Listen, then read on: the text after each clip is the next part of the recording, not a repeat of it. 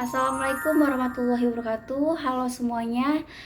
Perkenalkan nama saya Silviana Dwi Anggraini, mahasiswa Universitas Negeri Jakarta dari Pendidikan Sosiologi. Jadi kali ini saya akan membahas tentang sistem pendidikan di Indonesia, terutama dalam tantangan pembiayaan pendidikan dari tingkat sekolah dasar hingga tingkat perguruan tinggi. Seperti yang kita tahu, pendidikan merupakan fondasi utama dalam pembangunan sebuah negara, termasuk Indonesia. Dengan sistem pendidikan yang kuat dan berkesinambungan, Indonesia memiliki peluang besar untuk mencetak generasi muda yang tidak hanya berpengetahuan, tetapi juga memiliki keterampilan dan karakter yang tangguh untuk menghadapi tantangan di era globalisasi yang akan semakin dinamis. Generasi muda yang kompeten, berdaya saing, dan inovatif merupakan aset berharga yang mampu mendorong kemajuan bangsa dalam berbagai sektor, mulai dari ekonomi, sains dan teknologi, hingga kebudayaan dan sosial kemasyarakatan. Namun, untuk mencapai sistem pendidikan yang ideal, aspek pembiayaan merupakan faktor penting yang harus mendapat perhatian serius. Pembiayaan pendidikan meliputi berbagai kebutuhan, mulai dari penyediaan fasilitas belajar, kesejahteraan tenaga pengajar, pengembangan kurikulum, hingga dukungan penelitian dan inovasi di perguruan tinggi. Di balik berbagai pencapaian yang telah diraih, Indonesia masih menghadapi berbagai tantangan terkait pembiayaan pendidikan di setiap jenjang, mulai dari sekolah dasar yang menjadi tahap awal pembentukan karakter dan keterampilan dasar, hingga perguruan tinggi yang membentuk individu siap kerja dan berinovasi. Masalah pendanaan ini menjadi salah satu hambatan utama dalam pengembangan dan pemerataan kualitas sistem pendidikan di Indonesia. Keterbatasan anggaran dan distribusi dana yang belum merata berdampak langsung pada kualitas pendidikan, terutama di daerah terpencil dan kurang berkembang. Jadi, video ini tuh akan menguraikan berbagai tantangan utama dalam hal pembiayaan pendidikan di Indonesia, serta dampaknya terhadap mutu pendidikan nasional, yang pada akhirnya memengaruhi masa depan generasi muda dan kemajuan bangsa. Yang pertama itu ada tantangan pembiayaan pendidikan di tingkat sekolah dasar. Di Indonesia, di negeri kita ini, pemerintah itu berkomitmen untuk menyediakan dana pendidikan dasar melalui berbagai program, seperti dana alokasi khusus atau DAK, dan dana bantuan operasional sekolah atau dana BOS yang biasa kita dengar. Sebagai bagian dari upaya untuk meningkatkan kualitas pendidikan dan memperluas akses pendidikan bagi seluruh anak bangsa. Nah, program-program ini bertujuan untuk menopang berbagai kebutuhan dasar sekolah, mulai dari fasilitas belajar, bahan ajar, gaji guru honorer, hingga kegiatan-kegiatan pendukung yang menunjang proses belajar mengajar.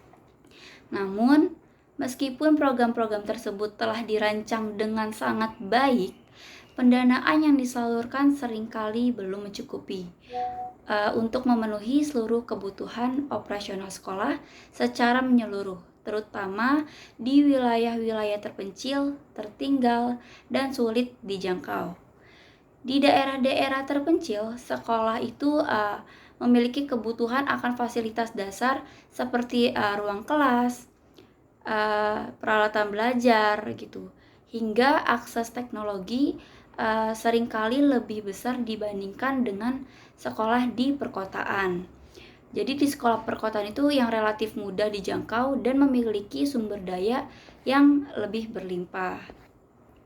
Nah, keterbatasan anggaran untuk fasilitas ini itu berakibat pada ketimpangan kualitas antara sekolah-sekolah di pedesaan dan di perkotaan. Akibatnya, banyak siswa di sekolah terpencil itu belajar dalam kondisi yang kurang mendukung atau baik dari segi fisik seperti kurangnya alat peraga atau ruang kelas yang memadai, maupun dari segi sumber daya manusianya seperti minimnya tenaga pengajar yang berkualitas. Sementara itu, untuk sekolah-sekolah di kota besar, mereka itu memiliki fasilitas yang lebih baik dan guru-guru yang terlatih, sehingga kualitas pembelajarannya itu jauh lebih optimal. Selain keterbatasan dana, faktor birokrasi itu juga memainkan peran penting dalam memperlambat penyaluran dana bantuan, proses pengajuan, persetujuan, hingga pencairan dana BOS dan DAK. Seringkali berbelit-belit dan memakan waktu yang cukup lama, sehingga beberapa sekolah itu harus menunggu hingga berbulan-bulan untuk menerima dana yang sebenarnya sudah dianggarkan. Nah, keterlambatan ini mengakibatkan beberapa sekolah harus mengandalkan dana yang ada atau bahkan membatasi kegiatan pendidikan yang bisa dijalankan. Beberapa sekolah itu harus mengurangi kegiatan ekskul, pemeliharaan fasilitas, atau bahkan pengadaan buku dan alat peraga karena keterbatasan anggaran yang terlambat turun itu. Nah, kondisi tersebut itu berdampak langsung pada kualitas pendidikan di tingkat dasar yang seharusnya menjadi landasan utama dalam membentuk karakter, pengetahuan dasar, serta kemampuan literasi dan numerasi siswa. Sekolah dasar adalah fondasi awal di mana anak-anak itu belajar berbagai keterampilan dasar yang akan nantinya itu membentuk kemampuan akademis dan sosial mereka di jenjang pendidikan selanjutnya. Namun, dengan adanya tantangan ini, kualitas pendidikan yang diberikan itu kerap kali tidak optimal, terutama bagi siswa yang berada di wilayah yang sulit dijangkau dan akses pendidikan yang terbatas. Selanjutnya ada tantangan pembiayaan pendidikan di tingkat sekolah menengah, yaitu menengah pertama dan menengah atas, biasa disebut SMP dan SMA. Di tingkat sekolah menengah, tantangan pembiayaan itu menjadi semakin kompleks dan krusial dalam menentukan kualitas pendidikan yang diterima oleh siswa. Pada jenjang ini, kebutuhan siswa akan fasilitas belajar yang memadai itu terus semakin meningkat, mulai dari laboratorium untuk praktik, sains dan teknologi, buku teks yang up to date, hingga berbagai materi pembelajaran lain yang dapat mendukung proses belajar secara optimal. Namun, pada kenyataannya, dana yang dialokasikan untuk memenuhi kebutuhan ini itu seringkali masih jauh dari cukup, terutama di sekolah-sekolah negeri yang memiliki jumlah siswa besar namun anggarannya terbatas. Sekolah-sekolah negeri di berbagai daerah itu seringkali harus berjuang untuk memenuhi kebutuhan operasional dasar mereka, seperti pemeliharaan fasilitas dan penyediaan peralatan belajar yang semakin meningkat seiring berkembangnya kurikulum dan kebutuhan belajar siswa yang terus berubah-ubah. Di beberapa daerah, keterbatasan anggaran menyebabkan sekolah-sekolah tersebut tuh terpaksa membebankan biaya tambahan kepada siswanya gitu. Meskipun pemerintah itu telah mengalokasikan dana bantuan operasional atau bisa kita sebut dana BOS, yang gunanya itu untuk membantu menutupi sebagian besar kebutuhan operasional. Nah, biaya tambahan ini tuh mencakup berbagai kebutuhan segitu seperti ekstrakurikuler, bahan ajar tambahan, dan kadang juga kebutuhan dasar yang tidak terjangkau oleh dana BOS gitu. Nah, akibatnya siswa dari keluarga yang kurang mampu itu kerap merasa terbebani oleh biaya tersebut, dan sebagian bahkan terpaksa mengurangi partisipasi dalam kegiatan sekolah yang membutuhkan dana tambahan. Nah, selain masalah dana di sekolah negeri, ketidakmerataan distribusi dana pendidikan antara sekolah negeri dan swasta juga menambah lapisan tantangan dalam pembiayaan pendidikan di tingkat sekolah menengah. Sekolah swasta, terutama di daerah pedesaan, yang terpencil itu seringkali harus bergantung pada sumbangan atau dukungan dari pihak luar, seperti donatur atau bantuan dari lembaga non-pemerintah, karena mereka itu tidak menerima dana BOS secara penuh atau ada sekolah swasta itu yang tidak sama sekali menerima dana BOS gitu. Nah, kondisi ini itu menyebabkan ketimpangan kualitas antara sekolah negeri dan swasta di berbagai wilayah, di mana sekolah swasta yang kurang didukung secara finansial itu sulit menyediakan fasilitas dan tenaga pengajar yang sangat berkualitas gitu, yang dapat bersaing dengan sekolah negeri. Nah, akibatnya ketimpangan dalam kualitas pendidikan itu semakin terlihat dengan siswa di sekolah-sekolah swasta yang lebih terpencil kehilangan kesempatan belajar yang setara dengan siswa di sekolah-sekolah negeri gitu. Atau siswa di sekolah-sekolah swasta di kota besar yang memiliki dukungan finansial lebih baik. Selanjutnya ada tantangan pembiayaan pendidikan di tingkat perguruan tinggi. Di tingkat perguruan tinggi, biaya pendidikan itu akan semakin mahal gitu. Terutama dengan meningkatnya kebutuhan akan fasilitas yang harus lebih canggih untuk mendukung kualitas pembelajaran dan penelitian. Mahasiswa, khususnya yang berada di program studi sains, teknologi, teknik, dan kesehatan itu memerlukan akses ke laboratorium yang dilengkapi dengan peralatan mutakhir, teknologi terbaru, serta perangkat lunak khusus yang mahal. Fasilitas-fasilitas ini tuh termasuk ke gedung-gedung yang berfungsi sebagai pusat penelitian, laboratorium komputer berteknologi tinggi, dan akses ke jurnal serta publikasi internasional yang akan menjadi krusial untuk menghasilkan lulusan yang kompetitif dan berdaya saing global.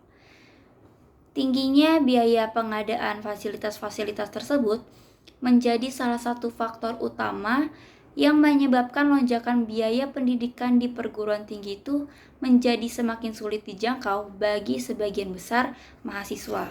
Meskipun pemerintah telah berupaya meringankan beban biaya pendidikan tinggi melalui berbagai skema bantuan, tetapi program Kartu Indonesia Pintar atau yang biasa kerap kita dengar KIP kuliah yang memberikan subsidi bagi mahasiswa berprestasi dari keluarga yang kurang mampu.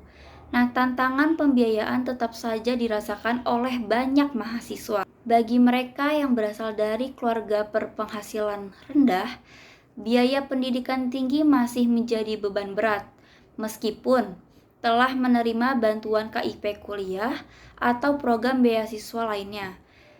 Dalam beberapa kasus, bantuan yang tersedia itu hanya mampu menutupi sebagian dari biaya kuliah, sementara biaya hidup, akomodasi, dan kebutuhan lainnya itu seringkali tetap menjadi tanggungan mahasiswa, terutama bagi mereka yang menuntut ilmu jauh dari kota asalnya. Kondisi ini tuh mendorong sebagian mahasiswa untuk bekerja paruh waktu yang pada akhirnya bekerja paruh waktu ini tuh akan dapat mengganggu fokus mereka dalam belajar dan berprestasi gitu. Di samping biaya pendidikan, tantangan pembiayaan di perguruan tinggi itu juga mencakup minimnya dukungan anggaran terhadap penelitian dan inovasi yang sangat penting untuk kemajuan ilmu pengetahuan. Penelitian berkualitas tinggi membutuhkan dana yang signifikan untuk peralatan laboratorium, material penelitian, akses ke database ilmiah, serta publikasi hasil penelitian di jurnal-jurnal internasional. Nah, biaya yang tinggi ini itu sering menjadi kendala besar bagi dosen dan mahasiswa yang berupaya mengembangkan penelitian yang dapat memberi kontribusi signifikan dalam bidangnya. Sayangnya, keterbatasan dana penelitian di perguruan tinggi, terutama di Indonesia, itu menyebabkan banyak proyek penelitian yang terhambat, sehingga tidak berlanjut atau terbatas hanya pada skala kecil yang kurang berdampak. Akibat dari kurangnya investasi dalam riset dan pengembangan ini, perguruan tinggi di Indonesia itu masih tertinggal dalam bidang inovasi dibandingkan dengan institusi pendidikan tinggi di negara-negara maju gitu.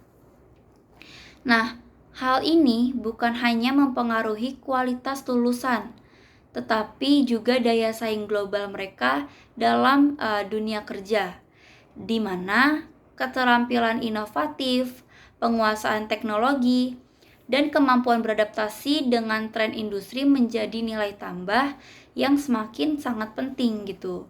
Selain itu, untuk keterbatasan penelitian, juga membatasi kontribusi perguruan tinggi dalam menyelesaikan berbagai tantangan nasional, seperti ketahanan pangan, kesehatan masyarakat, hingga teknologi informasi dan energi terbarukan. Untuk itu, diperlukan dukungan yang lebih kuat, baik dari pemerintah maupun sektor swasta, untuk meningkatkan anggaran penelitian dan memastikan bahwa mahasiswa serta dosen itu memiliki kesempatan yang sama dalam mengembangkan inovasi yang mampu bersaing di kancah internasional. Selanjutnya ada dampak dari kurangnya pembiayaan terhadap mutu pendidikan. Jadi tadi kan sudah dijelaskan mengenai tantangan kurangnya pembiayaan pendidikan dari tingkat sekolah dasar hingga tingkat ke perguruan tinggi. Jadi pembiayaan yang terbatas pada semua jenjang pendidikan di Indonesia memberikan dampak langsung terhadap mutu pendidikan yang tersedia. Rendahnya kualitas infrastruktur, keterbatasan jumlah tenaga pengajar yang berkualitas, dan minimnya fasilitas belajar menjadi hambatan besar yang membuat potensi siswa tidak dapat berkembang dengan secara optimal. Di tingkat perguruan tinggi, masalah ini tuh semakin terlihat, di mana kurangnya investasi dalam penelitian mengakibatkan sulitnya perkembangan inovasi. Akibatnya, Indonesia itu seringkali tertinggal dalam berbagai bidang, baik dari ilmu pengetahuan maupun teknologi di tingkat global. Tidak hanya itu, ketidakmerataan pembiayaan pendidikan itu juga memperburuk ketimpangan kualitas pendidikan antar wilayah. Sekolah-sekolah di daerah perkotaan itu cenderung memiliki fasilitas yang lebih lengkap dan tenaga pengajar yang lebih berkompeten dibandingkan sekolah-sekolah yang terletak di daerah pedalaman atau daerah terpencil. Nah, hal ini menciptakan kesenjangan pendidikan yang cukup signifikan, di mana anak-anak yang tinggal di daerah terpencil tidak memiliki akses terhadap pendidikan berkualitas setara dengan rekan-rekan mereka di perkotaan. Yang akibatnya ini, peluang untuk mencapai prestasi pendidikan yang lebih baik menjadi terbatas, dan ini tuh dapat mempengaruhi kesempatan mereka di masa depan dalam persaingan yang lebih luas. Selanjutnya ada upaya mengatasi tantangan pembiayaan pendidikan di Indonesia. Jadi pemerintah telah melakukan berbagai upaya untuk mengatasi tantangan dalam pembiayaan pendidikan di Indonesia. Salah satu langkah konkret yang diambil adalah dengan meningkatkan alokasi anggaran pendidikan dalam APBN atau Anggaran Pendapatan dan Belanja Negara. Peningkatan ini diwujudkan melalui program seperti Dana BOS, yaitu Bantuan Operasional Sekolah, dan Dana KIP atau Kartu Indonesia Pintar, yang bertujuan untuk meringankan beban biaya pendidikan bagi siswa dari keluarga kurang mampu dan meningkatkan kualitas pendidikan di sekolah-sekolah. Selain itu, pemerintah juga mendorong adanya kemitraan dengan sektor swasta dan masyarakat dalam mendukung pendanaan pendidikan. Partisipasi dari pihak swasta diwujudkan melalui berbagai program beasiswa atau bantuan operasional yang diberikan kepada sekolah-sekolah swasta, yang membantu meningkatkan akses pendidikan bagi masyarakat luas, khususnya di daerah-daerah yang masih mengalami keterbatasan akses pendidikan. Di samping itu, inovasi dalam skema pendanaan juga terus dilakukan. Salah satunya melalui pembentukan dana abadi pendidikan dan program CSR atau Corporate Social Responsibility dari perusahaan-perusahaan swasta. Dana abadi pendidikan sebagai sumber dana yang dikelola secara berkelanjutan memberikan kestabilan finansial yang sangat dibutuhkan dalam jangka panjang untuk menjamin keberlanjutan program-program pendidikan. Sementara itu, program CSR dari perusahaan swasta itu dapat memberikan kontribusi yang signifikan dalam bentuk penyediaan fasilitas, peningkatan kualitas guru, atau bahkan mendukung penelitian di perguruan tinggi. Dengan adanya berbagai sumber pendanaan yang berkelanjutan, Diharapkan pemerintah itu dapat terus memastikan adanya pemerataan pendidikan yang berkualitas bagi seluruh lapisan masyarakat di Indonesia, baik di tingkat dasar, menengah, maupun perguruan tinggi. Hal ini diharapkan dapat mengurangi kesenjangan pendidikan antar wilayah dan memberikan kesempatan yang sama bagi setiap anak Indonesia untuk mendapatkan pendidikan terbaik, sehingga mereka itu dapat berkembang menjadi sumber daya manusia yang unggul dan berdaya saing di tingkat global. Nah, barusan merupakan upaya-upaya yang dilakukan pemerintah untuk mengatasi pembiayaan pendidikan di Indonesia. Jadi, kesimpulan dari video ini bahwa pembiayaan pendidikan di Indonesia masih dihadapkan pada tantangan besar di semua jenjang pendidikan, baik di tingkat dasar, menengah, maupun perguruan tinggi. Tantangan ini mencakup keterbatasan anggaran yang dialokasikan untuk pendidikan, birokrasi yang rumit dalam proses pendistribusian dana, serta ketidakmerataan dalam alokasi dana ke berbagai wilayah di Indonesia, terutama ke daerah-daerah terpencil. Hal ini menyebabkan masih banyak sekolah di daerah terpencil yang kekurangan fasilitas dan tenaga pengajar berkualitas yang pada akhirnya menghambat kualitas pendidikan secara keseluruhan. Untuk mengatasi masalah ini, upaya perbaikan sangat diperlukan, antara lain melalui peningkatan anggaran pendidikan dalam APBN agar kebutuhan setiap daerah, terutama yang tertinggal, dapat terpenuhi dengan lebih memadai. Selain itu, dibutuhkan kerja sama untuk kemitraan dengan berbagai pihak, baik dengan sektor swasta maupun masyarakat, untuk membantu menopang pendanaan pendidikan melalui program-program seperti beasiswa, bantuan fasilitas, dan program CSR. Pendekatan ini dapat memberikan dukungan lebih bagi sekolah-sekolah yang masih kekurangan fasilitas atau mengalami keterbatasan anggaran.